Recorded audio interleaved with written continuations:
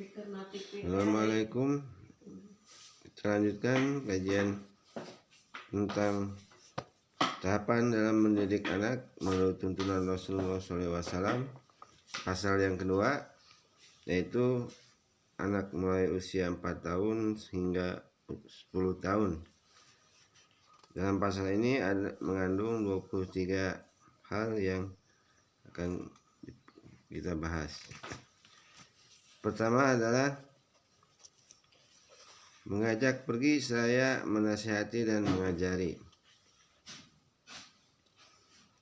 Anak punya hak untuk berteman dengan orang-orang dewasa agar dapat belajar dari orang-orang dewasa, sehingga ia memperoleh pelajaran cara mematangkan jiwanya dan dapat menyerapkan ke dalam akalnya ilmu, hikmah, pengetahuan dan pengalaman orang dewasa, sehingga menjadi bersih akhlaknya dan menjadi matang sepak terjangnya.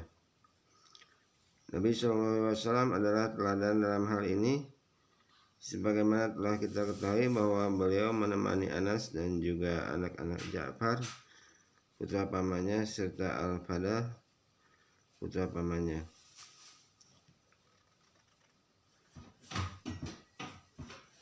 Berikut adalah kisah yang dituturkan oleh Abdullah bin Abbas, putra pamannya, yang diajaknya jalan bersama di atas unta kendaraannya. Ibnu Abbas radhiyallahu anhu dapat menimba ilmu pengetahuan secara langsung berkat kebersamaannya dalam kesempatan ini di udara yang terbuka dengan pikiran yang bersih dan kalbu yang terbuka. Dalam perjalanannya ini Nabi SAW mengisinya dengan beberapa pelajaran sesuai jenjang usianya dan kemampuan daya tampung pikirannya melalui dialog ringkas, langsung dan mudah, tetapi syarat dengan makna-makna yang agung, lagi mudah dicerna dan disimpulkan oleh anak seusia dengannya.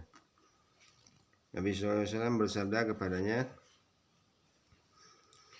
"Ya gulamu inni u'allimuka kalimati ahfadullaha yahfadka ihfadullaha tajidahu tujahaka ija sa'alta fas'alallaha wa ija sta'anta fasta'in billahi wa'lam annal ummata law ijtama'at ala an yanfa'uka bi syai'in lam yanfa'uka illa bi syai'in qad katabahu Allahu laka walau ijtama'u ala an yadurruka bi syai'in lam yadurruka illa bi syai'in qad katabahu Allahu alaika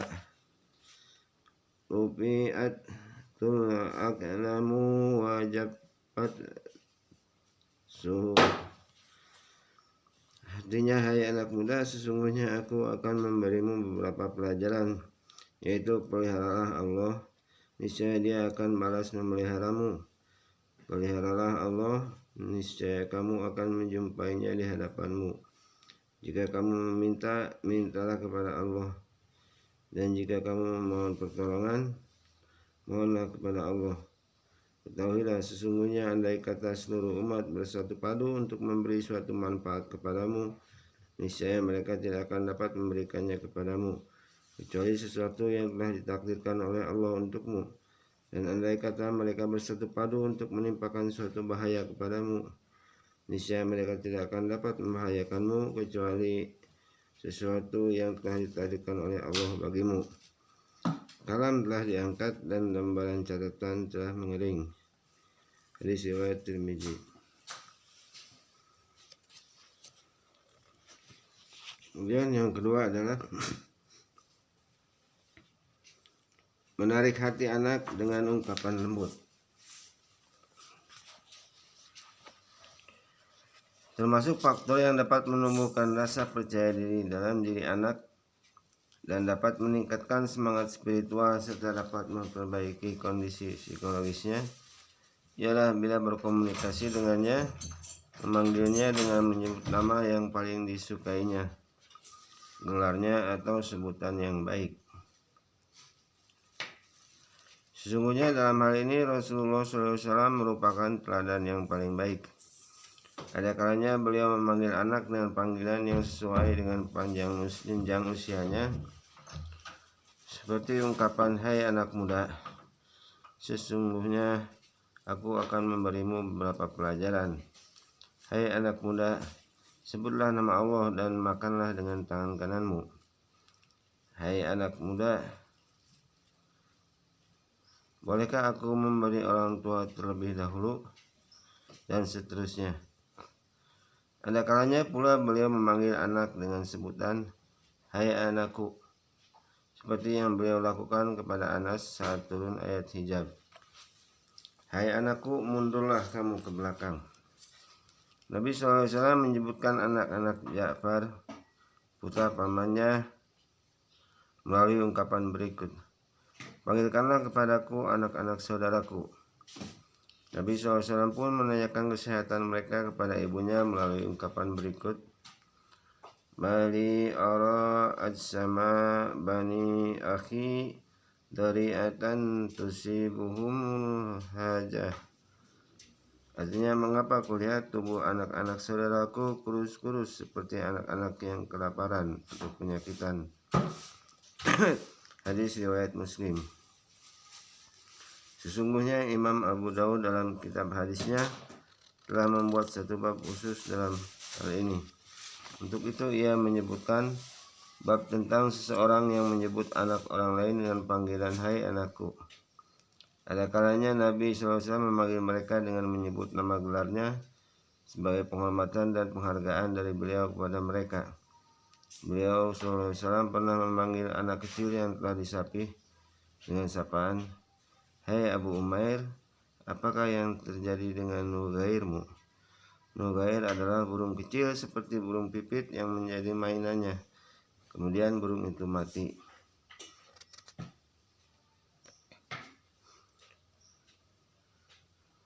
Sesungguhnya para sahabat pun memanggil anak yang dilahirkan pada masa Islam dari seorang ayah yang muslim dengan sebutan, "Hai anak saudaraku." Al-Musayyab memuji Al-Bara Ibnu Azib karena predikatnya sebagai seorang sahabat Nabi dan keikutsertaannya dalam berbaiat kepada Nabi. Untuk itu ia mengatakan kepadanya, "Wahai anak saudaraku, sesungguhnya engkau tidak mengetahui apa yang kita buat sesudahnya." Hadis riwayat Bukhari. Kemudian yang ketiga adalah menghargai mainan anak. Apa yang akan Anda katakan, wahai sang murabi, manakala Anda mengetahui bahwa Al-Hasan Ibnu Ali mempunyai anak anjing untuk mainannya, Abu Umair bin Abu Talha mempunyai burung pipit untuk mainannya, dan Aisyah radhiyallahu anha mempunyai boneka untuk mainannya.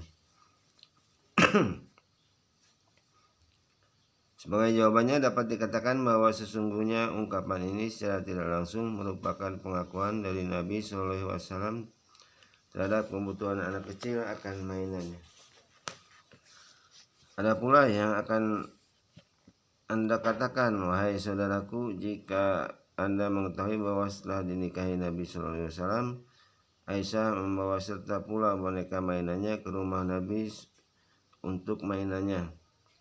Bahkan Nabi SAW mengajak semua teman-teman Aisyah ke dalam rumahnya untuk bermain-main dengan Aisyah.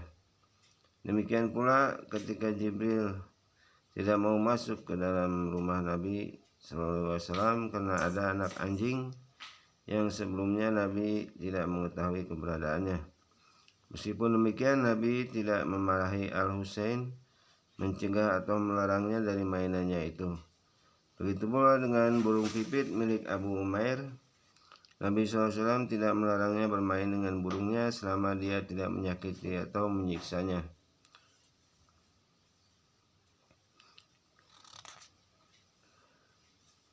Hal ini adalah dapat dikatakan bahwa sikap tersebut merupakan penghargaan dari Nabi SAW terhadap mainan anak-anak.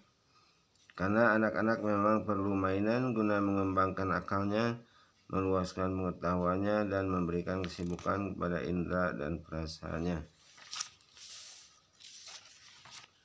Kemudian yang keempat adalah tidak membubarkan anak ketika bermain.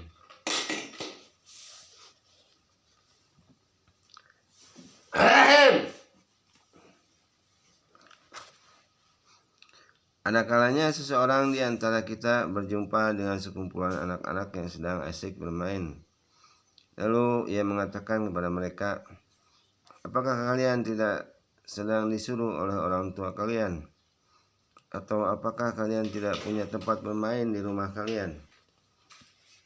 Dan sebagainya. Hal ini biasanya dikatakan manakala yang bersangkutan tidak suka dengan permainan yang sedang mereka lakukan. Akan tetapi Rasul kita Muhammad SAW sama sekali tidak bersikap demikian. Bagaimana sikap beliau dalam menghadapi realitas yang dialami oleh anak-anak pada masa pertumbuhannya? Sehubungan dengan hal ini, Anas radhiyallahu anha yang menjadi pelayan Rasulullah SAW menceritakan pengalaman berikut, yang artinya, pada suatu hari aku melayani Rasulullah SAW. Setelah aku rasakan bahwa tugasku untuk melayani beliau telah selesai dan kukira beliau sedang istirahat siang, aku keluar menuju ke tempat anak-anak bermain. Lalu aku datang menyaksikan mereka sedang bermain. Tidak lama kemudian Rasulullah SAW datang seraya mengucapkan salam kepada anak-anak yang sedang bermain. Lalu beliau memanggilku dan menyuruhku untuk suatu keperluan. Aku pun segera pergi menunaikan hal itu, sedangkan beliau duduk di bawah naungan pohon hingga aku kembali kepadanya, dan seterusnya hingga akhir hadis. Hadis riwayat Ahmad dalam Musnadul Muksirin. Nabi SAW selalu memperhatikan keadaan anak-anak dan membiarkan mereka memenuhi kebutuhan psikologisnya tanpa mengekangnya yang akibatnya akan berontak. Untuk itu terlebih dahulu beliau mengucapkan salam kepada anak-anak yang sedang bermain itu sebagai penghormatan kepada mereka sekaligus sebagai teladan yang patut mereka contoh untuk membudayakan salam dan menebar kedamaian. Sesudah itu beliau duduk di bawah sebuah naungan yang ada di dekat mereka seraya menunggu kembalinya Anas. Setiap kali mereka melihat bahwa beliau memperhatikan permainan mereka dan merasa senang dan kagum dengan keceriaan dan gerakan mereka yang gesit, mereka pun makin bertambah senang dan gembira. Dengan demikian tertanamlah dalam hati mereka kecintaan kepada Nabi SAW, dan sasaran inilah yang dimaksud oleh beliau untuk ditanamkan dalam jiwa anak-anak sedini mungkin. Yang kelima adalah tidak memisahkan anak dari keluarganya. Abu Abdurrahman Al-Habli telah meriwayatkan bahwa Abu Ayyub berada dalam suatu pasukan. Kemudian dipisahkanlah antara anak-anak dan ibu-ibu mereka, sehingga ia melihat anak-anak itu menangis. Abu Ayyub pun bertindak dengan segera dan mengembalikan anak-anak itu kepada ibunya masing-masing, lalu mengatakan bahwa Rasulullah SAW pernah bersabda, "Man farraqa bainal walidati wa waladiha farraqallahu bainahu wa bainal ahibbai yaumal qiyamah." Artinya, barang siapa yang memisahkan antara seorang ibu dan anaknya, niscaya Allah akan memisahkan antara dia dan orang-orang yang dicintainya pada hari kiamat nanti. Hadis riwayat Tirmizi. Menurut riwayat lain dari Abu Musa disebutkan, la'ana Rasulullah sallallahu alaihi wasallam man faraka bainal walidati wa waladiha wa bainal akhi wa akhihi. Artinya Rasulullah SAW melaknat orang yang memisahkan antara seorang ibu dan anaknya dan antara seseorang dan saudaranya.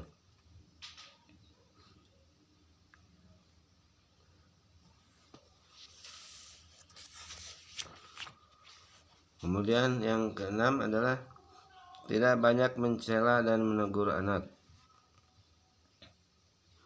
Sehubungan dengan hal ini, dalam ungkapan yang bijak disebutkan bahwa sesungguhnya banyak melakukan celaan akan mengakibatkan penyesalan. Teguran dan celaan yang berlebihan akan berakibat makin beraninya tindakan keburukan dan hal-hal yang tercela. Rasulullah SAW adalah orang yang paling menghindari hal tersebut. Beliau SAW tidak pernah banyak melakukan teguran terhadap anak dan tidak pula banyak mencela sikap apapun yang dilakukan oleh anak. Tidaklah sekali-kali Nabi SAW mengambil sikap ini, melainkan untuk menanamkan dalam jiwa anak perasaan punya malu serta menumbuhkan keutamaan sikap mawas diri dan ketelitian yang berkaitan erat dengan akhlak yang mulia. Semuanya itu dirasakan adanya sentuhan pendidikan yang begitu tinggi oleh Anas radhiyallahu anha yang pernah melayani Rasulullah SAW. Lalu diungkapkannya melalui hadis berikut. Khadamtun Nabiyya sallallahu alaihi wasallam asyra sinina wallahi ma qala li uffa wala lima sana'ta wala ala sana'ta. Artinya, aku telah melayani Rasulullah selama 10 tahun. Demi Allah, beliau tidak pernah mengeluarkan kata-kata hardikan kepadaku, tidak pernah menanyakan mengapa engkau lakukan ini, dan pula tidak pernah mengatakan mengapa tidak engkau lakukan. Hadis riwayat Bukhari. Dalam riwayat lain disebutkan, Fama amaroni bi amri fatawaan naitu anhu au daya'tuhu falamani fa illa mani ahadum min ahli baitihi qala da'uhu falau qudira au qudiya ayyakuna kana.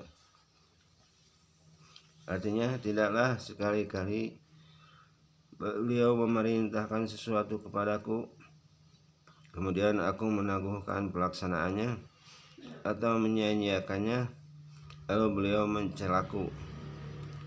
Jika ada salah seorang dari ahli baitnya mencelaku, justru beliau membelaku. Biarkanlah dia, seandainya hal itu ditakdirkan terjadi, pastilah akan terjadi. Hadis riwayat Ahmad.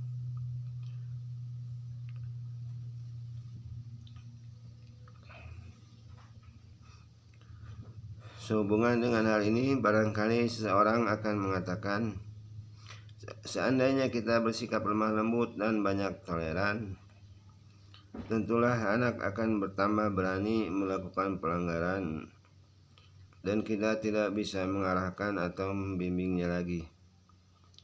Akan tetapi saya katakan, mengapa tidak berbuat kurang ajar?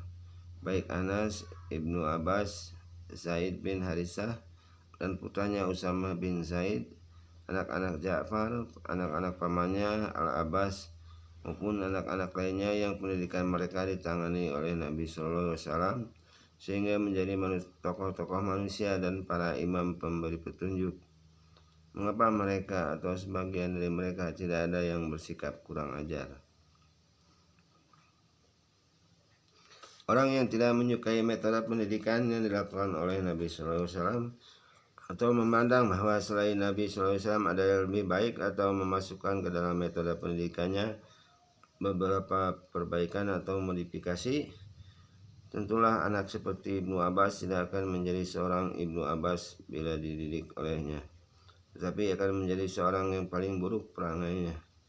Seandainya dia menjadi orang yang mendidik Usamah atau Anas, tentulah dia akan mengalami kegagalan dalam mendidik mereka dan akan mengubah pemikiran mereka.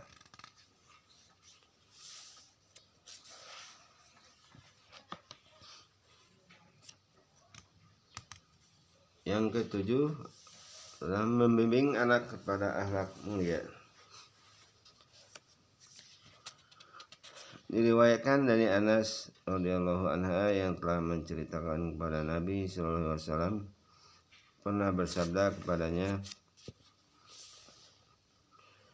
"Ya bunayya idza qadarta an tusbiha wa tumsiya laisa fi qalbika gisi li ahadin fa'al thumma qala li ya nubayya wa dzalika min sunnati wa man ahya sunnati faqad ahabbani wa man ahabbani kana ma'i fil jannah." Artinya, wahai anakku, jika engkau mampu membersihkan hatimu dari kecurangan terhadap seseorang, baik pagi hari maupun petang hari, maka lakukanlah. Selanjutnya beliau melanjutkan, wahai anakku, yang demikian itu termasuk tuntunanku. Barang siapa yang menghidupkan tuntunanku, berarti ia mencintaiku. Dan barang siapa yang mencintaiku, niscaya akan bersamaku di dalam surga. Hadis riwayat Tirmizi. Perhatikanlah, semoga Allah merahmati Anda sekalian, dengan cara apa Nabi SAW mendidik anak-anak, baik saat mereka berada di petang hari maupun di pagi hari. Sesungguhnya beliau SAW mendidik mereka untuk mengamalkan firman Allah Subhanahu wa Ta'ala, Fasubhanallahi hina tumsuna wa hina tusbihun walahul hamdu fis samawati wal ardi wa asyiyau wa hina tudhirun. Artinya, maka bertasbihlah kepada Allah pada waktu kamu berada di petang hari dan waktu kamu berada di waktu subuh. Dan baginya lah segala puji di langit dan di bumi, dan di waktu kamu berada pada petang hari dan di waktu kamu berada di waktu zuhur. Quran Surat Ar-Rum ayat 17 dan 18.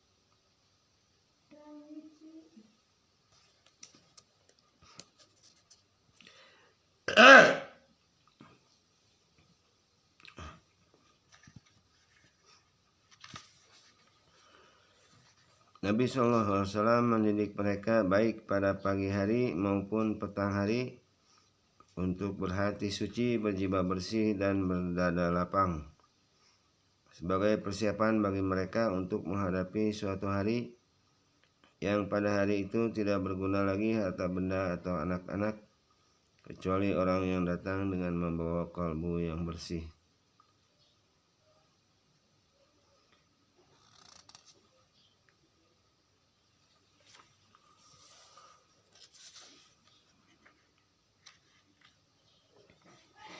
Kemudian yang ke-8 adalah mendoakan kebaikan untuk anak. Anas radhiyallahu anha telah menceritakan bahwa ibunya yang bernama Ummu Anas datang kepada Rasulullah SAW, sedang ibunya telah memakaikan kain kepadanya dengan separuh kerudungnya dan memakaikan selendang kepadanya dengan separuh yang lain. Ummu Anas berkata, wahai Rasulullah, inilah Anas, anak lelaki kesayanganku. Sengaja aku bahwa dia datang kepada engkau untuk menjadi pelayanmu, maka doakanlah dia olehmu kepada Allah. Nabi SAW pun berdoa, Allahumma aksir malahu wa waladahu. Ya, artinya, ya Allah, perbanyaklah harta dan anaknya. Menurut riwayat Bukhari disebutkan, wabarik fima a'taitahu, artinya, dan berkatilah dia dalam semua pemberian yang telah engkau anugerahkan kepadanya. Selanjutnya Anas radhiyallahu anha mengatakan, maka demi Allah, sesungguhnya anak cucuku sekarang jumlahnya benar-benar mencapai kurang lebih 100 orang. Hadis riwayat Muslim.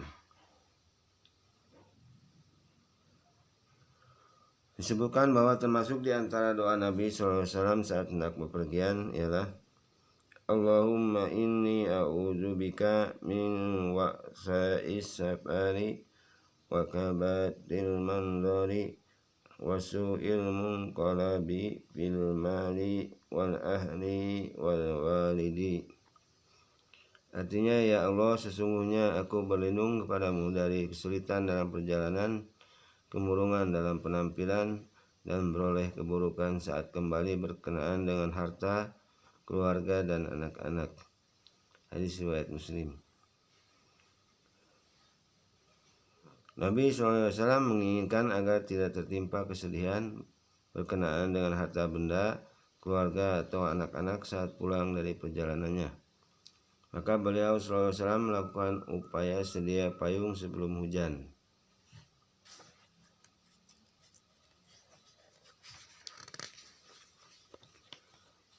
Kemudian yang 9 adalah meminta izin kepada anak berkenaan dengan hak mereka. Sesungguhnya memberikan kepada sang anak hak yang menjadi miliknya akan menanamkan ke dalam dirinya bahwa keberadaan dirinya dalam kehidupan ini dihargai. Sikap seperti ini pada masa mendatang dapat mempersiapkan dirinya untuk menjadi seseorang yang meneladani sikap yang baik. Oleh karena itu, janganlah seseorang bersikap gegabah terhadap hak-hak orang lain. Berikut ini teladan yang baik dari Nabi SAW. Beliau meminta izin kepada anak remaja yang duduk di sebelah kanannya agar bersikap mengalah dan memberikan minuman terlebih dahulu kepada orang tua yang duduk di sebelah kiri Nabi SAW. Akan tetapi ternyata anak remaja itu menolak, tidak mau mengalah dari haknya terhadap siapapun, kecuali terhadap Nabi SAW saja. Akhirnya Nabi SAW memprioritaskan haknya dan memberikan wadah minuman itu kepada sang anak untuk minum terlebih dahulu.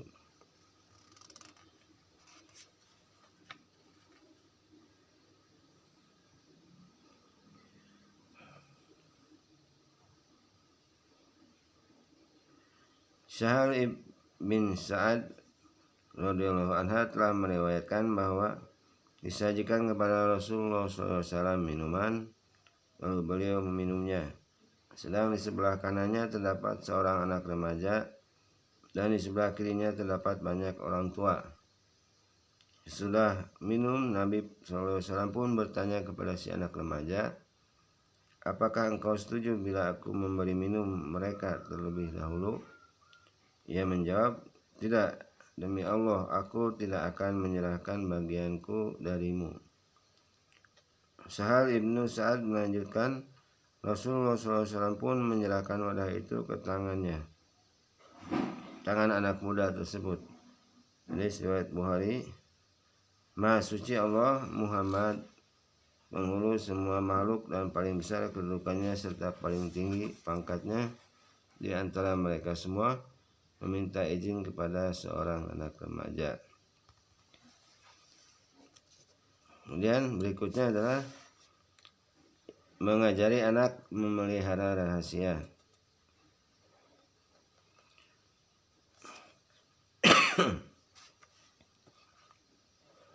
Abdullah bin Ja'far ibnu Abdul Muttalib radhiyallahu anhu telah menceritakan, pada suatu hari Rasulullah SAW memboncengku di belakangnya, lalu beliau membisikkan suatu pembicaraan kepadaku agar tidak terdengar oleh seorang pun. Hadis riwayat Muslim. Tidak dilakukan lagi bahwa rasa percaya Nabi SAW kepada anak kecil untuk memelihara rahasia membangun misi percaya diri dalam jiwa anak yang bersangkutan.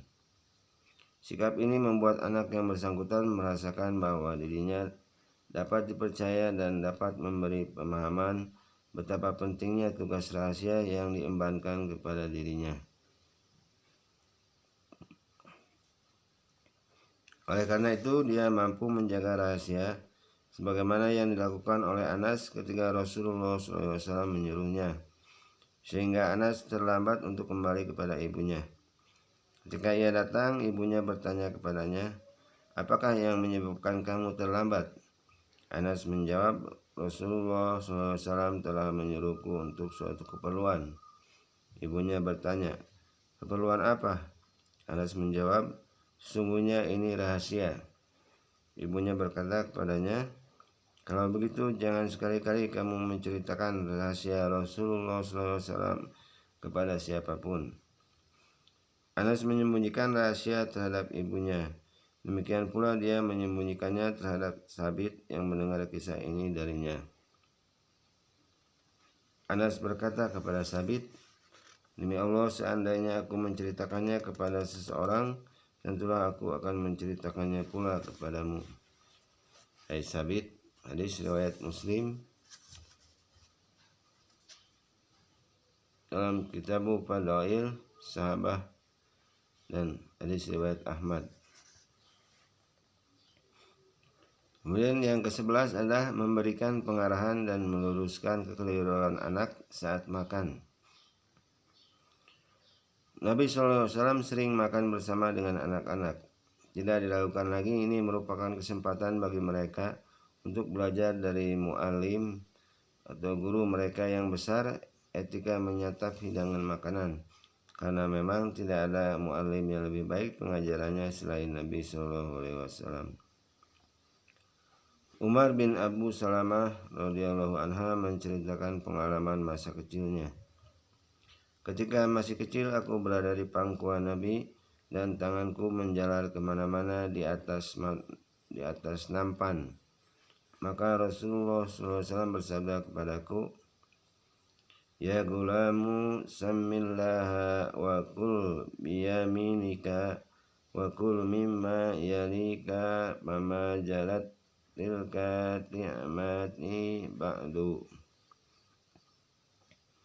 Artinya, hai anak muda, sebutlah nama Allah, makanlah dengan tangan kananmu, dan makanlah makanan yang ada di dekatmu. Maka senantiasa seperti itulah cara makanku sesudahnya. Hadis riwayat Bukhari. Dari sini kita patut berhenti sejenak untuk merenungkan berbagai pengarahan operasional yang begitu cepat dan reaksi jawabannya yang begitu spontan serta kelestarian pengamalannya yang begitu konsisten. Sebagaimana yang diungkapkan oleh pelakunya sendiri, maka senantiasa seperti itulah cara makanku sesudahnya. Perlu kita ketahui juga bahwa semuanya itu tidak sekali-kali datang dari kekosongan, melainkan sebagai kesimpulan dari langkah-langkah yang benar dan pendidikan yang lurus lagi pantas untuk diberikan kepada anak-anak seusia mereka dalam semua segi kehidupannya, baik saat mereka sedang senang maupun saat mereka bersedih, baik saat mereka sedang bermain maupun sedang sungguhan, baik untuk menidurkan mereka maupun untuk membangunkan mereka, baik saat menasihati mereka maupun saat bermain-main dengan mereka, juga saat memberikan kepada mereka hak-haknya, mengakui keberadaan mereka, bersikap jujur terhadap mereka, dan tidak meremehkan mereka berkenaan dengan masalah makan, minum, berpakaian, dan sebagainya. Kemudian yang ke-12 adalah memperlakukan anak dengan adil tanpa membedakan laki-laki atau perempuan. Nabi SAW yang tercinta telah bersabda, Taqullaha wa'dilu fi auladikum. Artinya, bertakwalah kalian kepada Allah dan berlaku adillah kalian terhadap anak-anak kalian. Hadis riwayat Muslim. Demikian karena sesungguhnya sikap adil dapat mencegah kedengkian dan kebencian serta dapat mewariskan kecintaan dan kerukunan di antara saudara dan membantu mereka untuk berbakti kepada kedua orang tua dan mendoakan keduanya.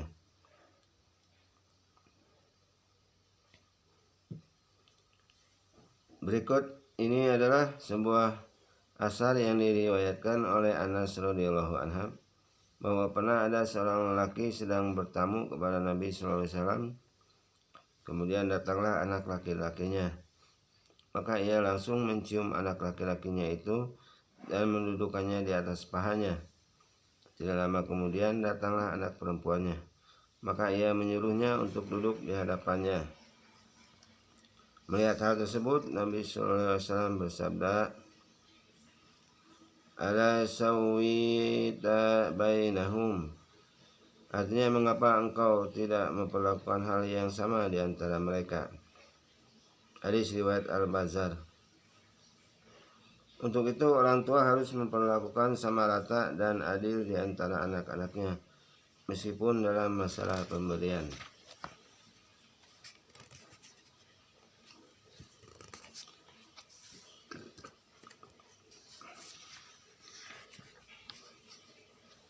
Yang ke-13 adalah memisahkan anak-anak yang terlibat perkelahian. Jabir bin Abdullah telah menceritakan bahwa pernah ada dua orang pemuda, yang seorang dari kalangan Muhajirin, sedang yang lain dari kalangan Ansor, terlibat dalam suatu perkelahian. Akhirnya pemuda yang dari kalangan Muhajirin berteriak, "Hai orang-orang Muhajirin!" Dan yang dari kalangan Ansor berteriak pula, "Hai orang-orang Ansor!" Mendengar kegaduhan suara mereka, Nabi SAW keluar lalu bersabda, "Apakah seruan ahli jahiliyah kembali berulang?" Mereka menjawab, "Tidak, wahai Rasulullah, tetapi ada dua orang anak remaja terlibat dalam perkelahian. Semula yang seorang memukul pantat yang lainnya."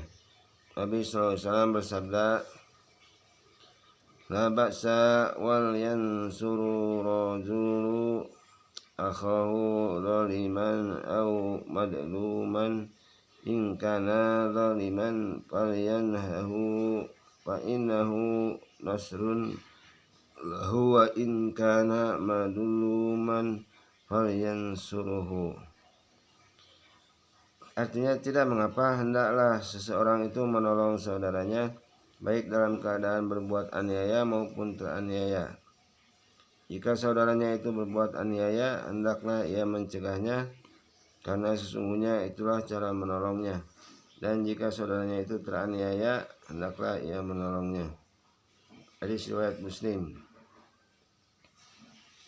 Dengan bimbingan rohani yang menerangi dan pengarahan yang tepat seperti inilah, Nabi SAW memisahkan dua orang anak remaja yang terlibat dalam perkelahian. Kemudian meluruskan pemikiran mereka dan menyerukan kepada orang-orang dewasa untuk menangkal kezaliman. Yang ke-14 adalah mengadakan uji kemampuan untuk menggali potensi anak. Ibnu Umar radhiyallahu anha telah bercerita, Rasulullah SAW pernah mengadakan teka-teki melalui sabdanya yang mengatakan,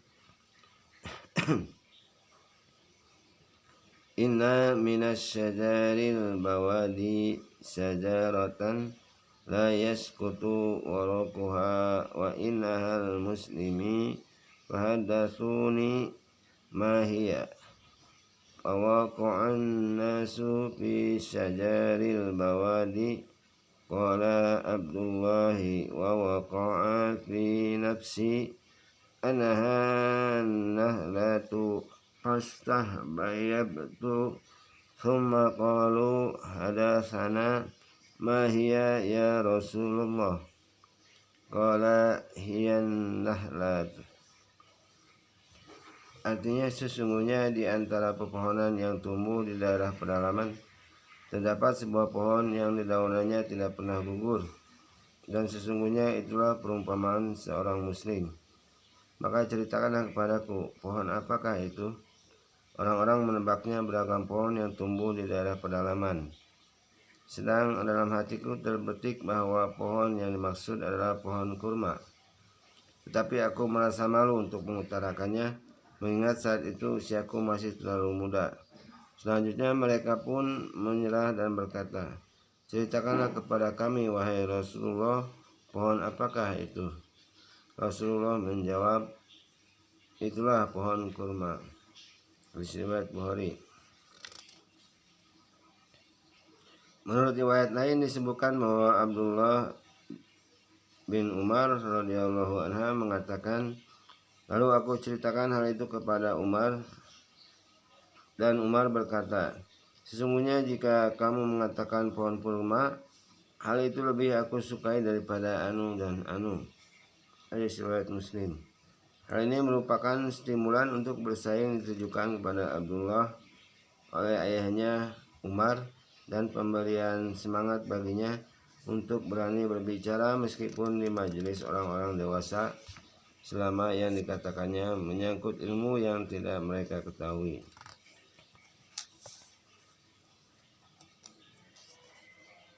Yang ke-15 adalah memberi semangat dengan hadiah. Dahulu Rasulullah SAW membariskan Abdullah, Ubaidillah dan sejumlah anak-anak pamannya Al-Abbas radhiyallahu anha dalam satu barisan. Kemudian beliau bersabda, barang siapa yang paling dulu sampai kepadaku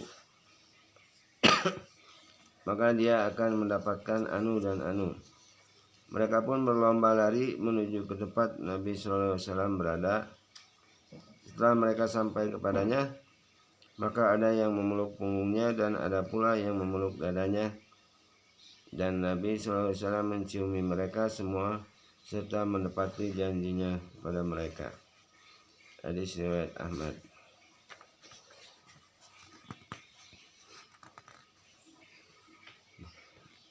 Nomor 16 adalah membuat anak puas. Adi bin Hatim radhiyallahu anhu telah bercerita, Rasulullah SAW mengajakku pergi bersamanya. Kemudian dijumpai seseorang wanita beserta anak laki-lakinya. Keduanya berkata, sesungguhnya kami mempunyai suatu keperluan denganmu. Maka Nabi SAW bangkit bersama keduanya sehingga beliau memenuhi keperluan keduanya. Hadis riwayat Tirmizi. Pernah ada seorang lelaki hendak menikahkan anak perempuan saudaranya yang masih kecil kepada anak lelaki saudaranya yang lain. Tetapi ternyata ibu si anak perempuan marah dan melaporkan perihalnya kepada Nabi SAW. Maka beliau memanggil lelaki itu dan bersabda kepadanya, jalinlah persaudaraanmu, bebaskanlah anak gadismu dan ibunya, karena sesungguhnya keduanya mempunyai hak terhadap urusannya sendiri. Hal ini jelas termasuk urusan yang berkaitan dengan masalah psikologi. Nabi SAW memperhatikan sisi ini mengingat sang anak apabila pihak keluarganya tidak berupaya untuk memuaskan keinginannya, niscaya ia akan makin bertambah emosi, marah, dan akan melakukan hal-hal yang tidak disukai oleh seorang pun. Selanjutnya, ia akan tumbuh dengan pekerti yang buruk tersebut. Maka sudah barang tentu upaya untuk memuaskannya jika menyangkut hal yang baik dengan cara yang baik pula bukanlah merupakan hal yang dilarang. Berikutnya yang nomor 17 adalah menyantuni anak yatim dan menangis karena mereka. Sesungguhnya Rasul kita yang mulia telah menjanjikan kepada orang yang menjamin anak yatim akan menjadi temannya di dalam surga. Untuk itu beliau SAW bersabda, ana wa kafilul yatimi fil jannati hakada wa asyara bis sababati wal wusta wa farraja bainahum syai'an. Artinya, aku dan orang yang menjamin anak yatim di dalam surga seperti ini, seraya mengisyaratkan dengan jari telunjuk dan jari tengahnya sembari membuka di antara keduanya dengan sesuatu. Hadis riwayat Bukhari. Bahkan Nabi SAW mengisyaratkan melalui hadis lainnya sebagai berikut, khairu baitin fil muslimina baitan fihi yatimun yusana ilaihi wa syarru baitin fil muslimina baitan fihi yatimun yusa'u ilaihi.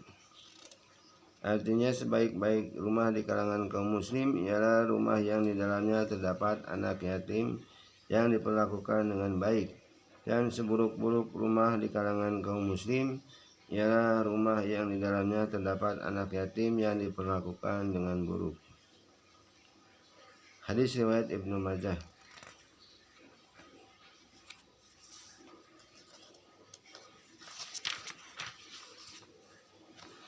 Yang ke-18 adalah mengancam orang yang menganiaya atau merampas hak anak yatim.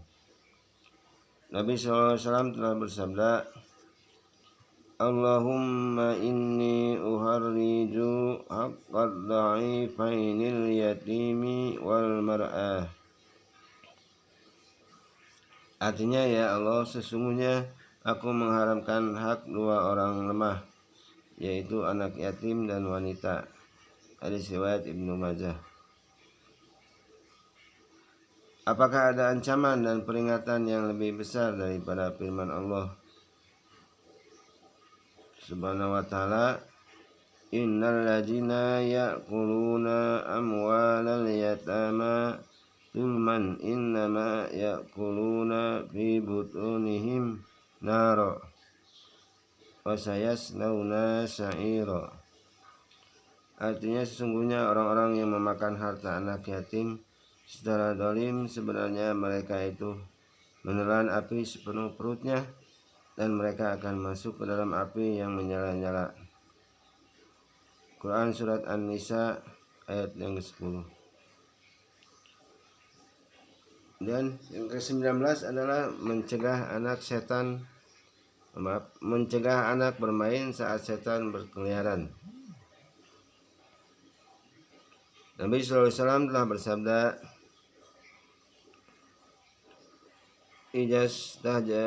Ijastajnahal lailu aw qala kana junhul laili fakuffu siyanakum wa inna syayatina tantashiru hina idin fa idza dhahaba sa'atun minal isya'i fahaluhum wa aglik babaka wazkur kurusmallahi fa innas syaitana la yaftahu baban mughlaqan wa adki misbahaka wazkurusmallahi wa auki siqaaka wazkurusmallahi wa khammir innaka wadhkurusmallahi walau ta'rudu alaihi syai'an. Artinya, apabila malam mulai gelap atau bila malam telah tiba, sekaplah anak-anak kalian, karena sesungguhnya setan saat itu sedang bertebaran. Apabila telah berlalu sesaat dari waktu maghrib, maka lepaskanlah mereka. Tutuplah pintu rumah kalian dan sebutlah nama Allah, karena sesungguhnya setan tidak dapat membuka pintu yang tertutup.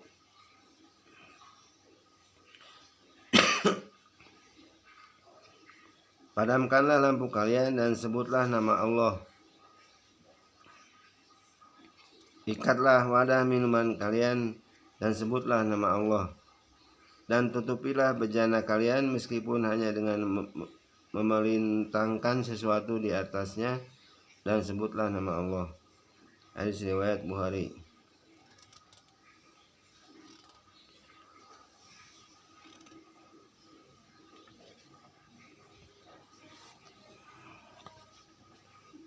Berikutnya yang ke-20 adalah melindungi anak dari setan dan penyakit ain dengan bacaan ta'awud.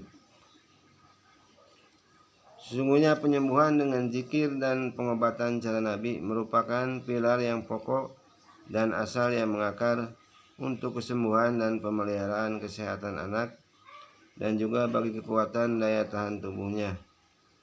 Ibnu Abbas radhiyallahu anhu telah menceritakan bahwa dahulu Nabi SAW membacakan ta'awud buat Al-Hasan dan Al-Husain, lalu bersabda, In abakuma kana yu'awwidhu biha Ismaila wa Ishaqa a'udhu bikalimatillahi tammati min kulli syaitani wa hammati wa min kulli aini lamati. Artinya, sesungguhnya dahulu bapak moyang kalian berdua melindungi Ismail dan Ishak dengan bacaan berikut, A'udzu bikalimatillahi tammatin min kulli syaitani wa hammatin wa min kulli ainin lammatin. Artinya, aku berlindung kepada Allah dengan menyebut kalimat-kalimatnya yang sempurna dari setiap gangguan setan dan hewan berbisa, serta dari setiap pandangan mata yang dengki. Hadis riwayat Bukhari.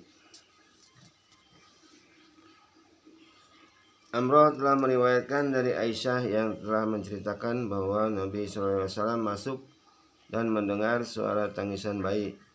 Lalu beliau bersabda, "Ma li sabbiyakum hada yabkiya, fahalas tara kaitum lahu minal aini." Artinya, mengapa bayi kalian ini menangis? Mengapa tidak kalian ruqyah atau jampi dia dari penyakit ain? Hadis riwayat Ahmad. Yani, mengapa tidak kalian cari orang yang dapat meruqyah atau menjampinya dari kedengkian orang lain? Berikutnya yang ke-21 adalah mengajari adzan dan salat.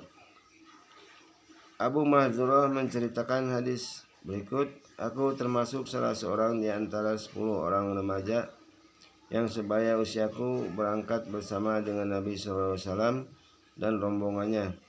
Pada saat itu Nabi SAW adalah orang yang paling tidak kami sukai. Mereka kemudian menyerukan adzan dan kami yang 10 orang remaja ikut pula menyerukan adzan dengan maksud memperolok-olok mereka. Nabi SAW bersabda, 'Datangkanlah 10 orang remaja itu kepadaku.' Beliau SAW memerintahkan, 'Adzanlah kalian.'